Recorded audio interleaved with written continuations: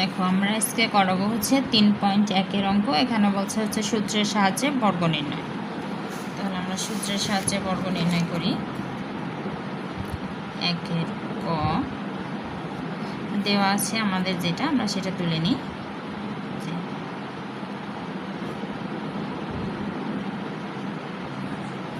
দেওয়া আছে আমাদের হচ্ছে 2a + 3b। এখন যেহেতু বলছে আমাদের সূত্রের সাহায্যে বর্গ নির্ণয়, তাহলে আমরা সূত্রে এটাকে বর্গ করি। 2a + 3b স্কয়ার, সাইড নোটে লিখে দিই যে বর্গ করে।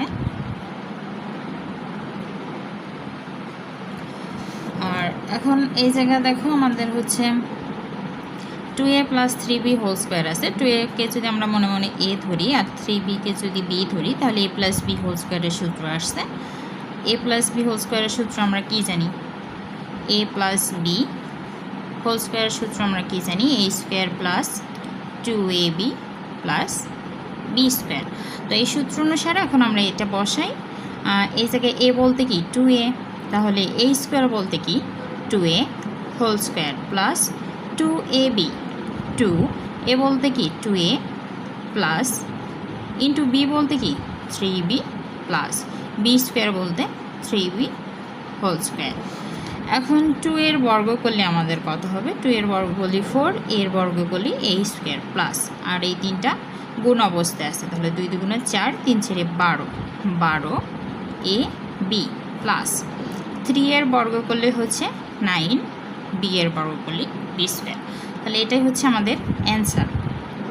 পরবর্তীটা আমরা করি। পরবর্তীটা হচ্ছে আমাদের x স্কয়ার + 2y স্কয়ার।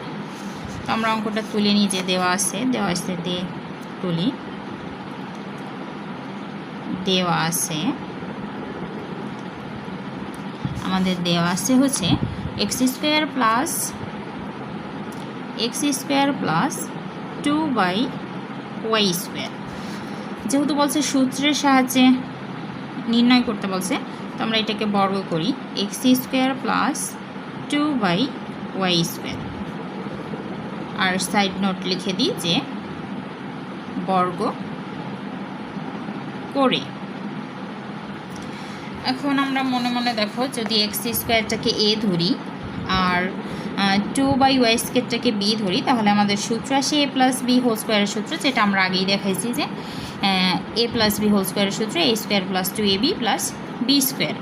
তো আমরা সেই সূত্র অনুসারে বসাই। সূত্র অনুসারে যদি আমরা বসাই, তাহলে আমাদের হবে হচ্ছে a স্কয়ার বলতে কি x স্কয়ার, তারপর e স্কয়ার প্লাস 2, a বলতে x স্কয়ার, b বলতে 2y square plus b square বলতে কি 2y স্কয়ার হোল স্কয়ার।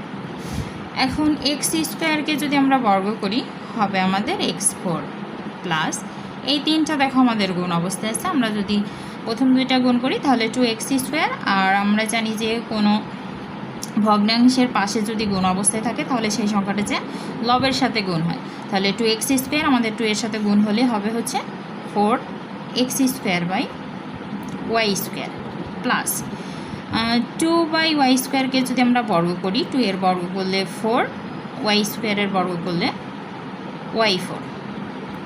এটা আমাদের কাঙ্ক্ষিত অ্যান্সার।